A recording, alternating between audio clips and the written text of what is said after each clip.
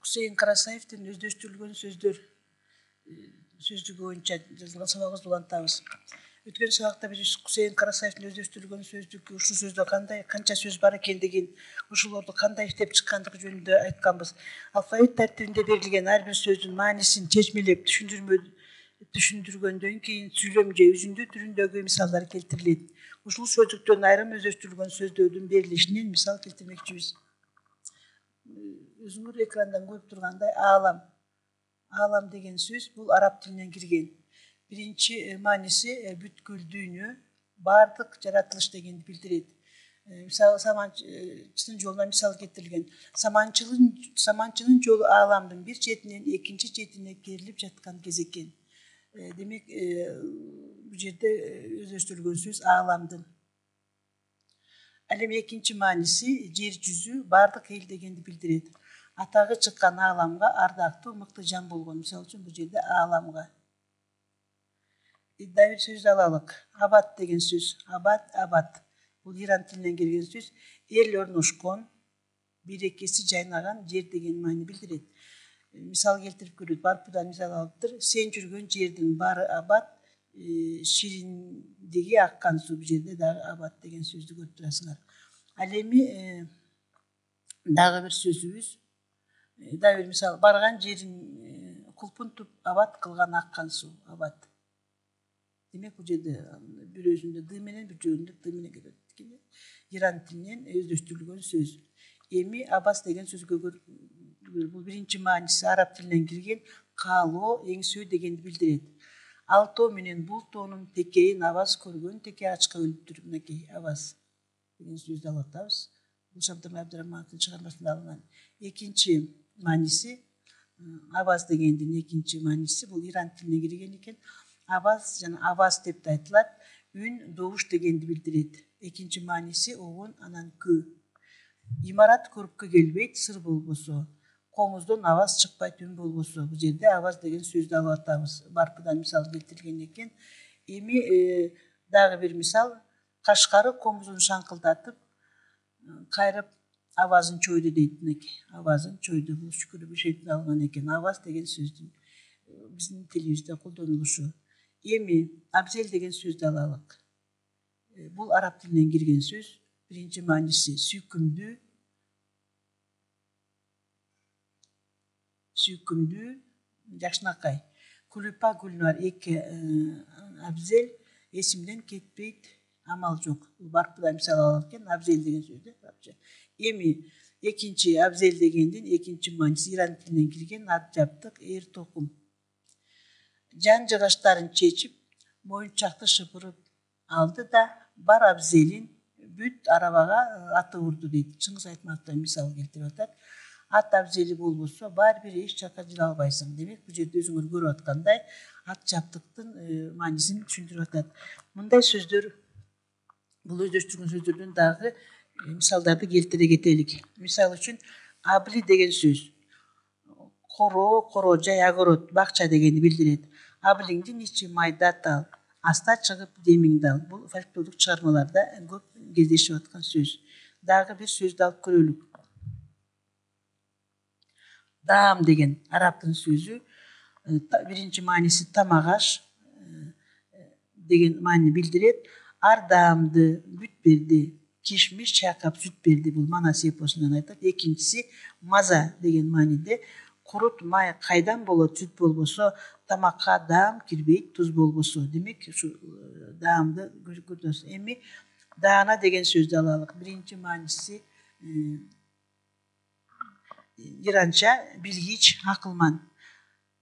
Кырааныңа жолдоштур, кылымды билген даанасы. Манас эпосунан алган экен, даанасы. Демек, билгич, акылман дегенди. Экинчи мааниси ачык так, асман ачык, жер бүркөк. Кайсы экени билинбейт, калкылдап даана көрүнбөйт. Бул дагы Манастан алынган. Айта берсе оолугуп, ар бир сөзү даанабы. Демек, бул ирандын сөзү билгич, акылман. Экинчиси ачык так деген. Демек, бир даанасын сен ал да, бир даанасын мен алайын дейт. Бул жерде даана дагы бир экинчи иранча дагы бир мааниси бир, жалгыз дегенди билдирип атат да. Бир даанасын сен ал, бир даанасын мен алайын.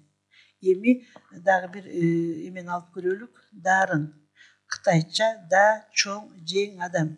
Эски жогорку даражалуу киши улук.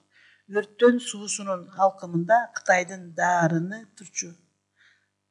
Качкын кыргыздарга ошол дарын 1916-17 жылдары көрбөгөндү көрсөттү деген мисалды келтирсек болот. Дагы бир мисал алып көрөлүк. Мисал үчүн маки. Бул иранча, Ирандын тилинен өздөштүрүлгөн сөз. Бүктөмү, кичине бычак. Оболу жазбайм деп акыры Жаманкул мүйүз саптуу макисин бергенде гана макул болгон. Чыңгыз Айтматовдон. Алтын саптуу ак маки канткенде акынга батты экен. Манас эпосунан. Демек бул маки деген сөз Иран тилинен бизге өздөштүрүлүп алынган.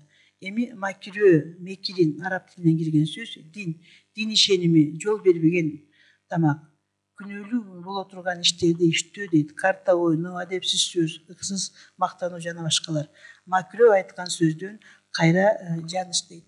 Эми бул сөздөрдүн баардыгын карап отуруп биз өздөштүрүлгөн сөздөр, көпчүлүк сөздөрдүн биз кайсы тилден киргендигин билбейбиз. Мына ушул кайсы тилден келип киргендигин билиш үчүн биз ушул Хусейин Карасаевдин өздөштүрүлгөн сөздүгүнө кайрылышыбыз керек. Мында дагы биз эми көпчүлүк учурларда бул сөздөрдү биз башка тилден кирген экенин дагы мындай бир түшүнүгүбүздө жок да, биз көнүп да калганбыз. Бул өзүбүздүн эле төл сөзүбүз катарында колдонула берет. Дагы бир сөзгө токтоп кетелик. Сарамжал деген сөздү. Бул Иран тилине кирген экен. Тыккан, таза кармалган дейт. Экинчи мааниси чарба тиричилик.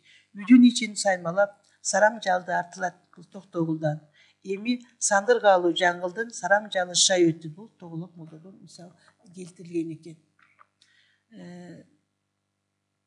Дагы сарбан деген сөзгө токтолуп көрөлүк. Бул иранча. Түштүк диалектиде төөчү, төө кайтаруучу. Сайдын сары талы бар, сарбандын катар нары бар. Бул эл жырларында айтылып жүрөт. Бул эми биз бул сөздөрдү эмне үчүн биз силерге берип атабыз? Мисалы үчүн биз Манас эпосун окусак, же элдик илгерки өзеки чыгармачылыкты окусак, биз көп сөздөргө түшүнбөйбүз да. Мына ошону түшүнүш үчүн ушул кайдан издеш керек? Мына ушул Хусейин Карасаевдин өздөштүрүлгөн сөздүгүнөн карасак болот. Сардал деген сөздү алалык. Бул Иран тилинен өздөштүрүлгөн. Алп, балбан, бөкө баатыр.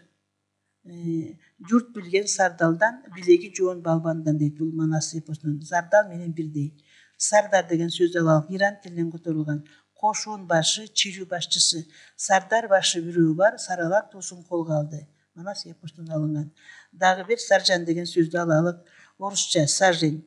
2 метрден астам устундун чени. Менин алдымда 20 саржандай жерде бутун салаңдатып эшек менен бирөө кетип бара жатты. Бул Мукайрыбовдон алынган. Биз эми бул сөздөрдүн ушул орус тилинен киргендигин мисалы үчүн талашышыбыз да мүмкүн. Бул биздин эле кыргыздын сөзү депчи, саржан деген сөз деп. Демек бул ушул мезгил өткөн сайын бул биздин өзүбүздүн төл сөзүбүзгө айланып кеткен. Булардын кайсы тилден келип киргенин, же болбосо качан киргенин билиш үчүн мына ушул Карасай сөздүктөн пайдалансак болот. Сармерден эми биз көп эле угуп жүрөбүз. Бул сармерденди кыргыздын сөздөрү катары эле колдонулуп атат. Бул Иран тилинен келип кирген. Биринчи мааниси тойду, зияпатты башкаруучу, топ башы. Ал эми экинчи өтмө, зияпатта, тойду ырдоо же күлкүлүү аңгеме куруу. А бул жакта комуз кылы дирилдеп, шаңк дей түштү. Тойдо ырдалчу сармерден дейт.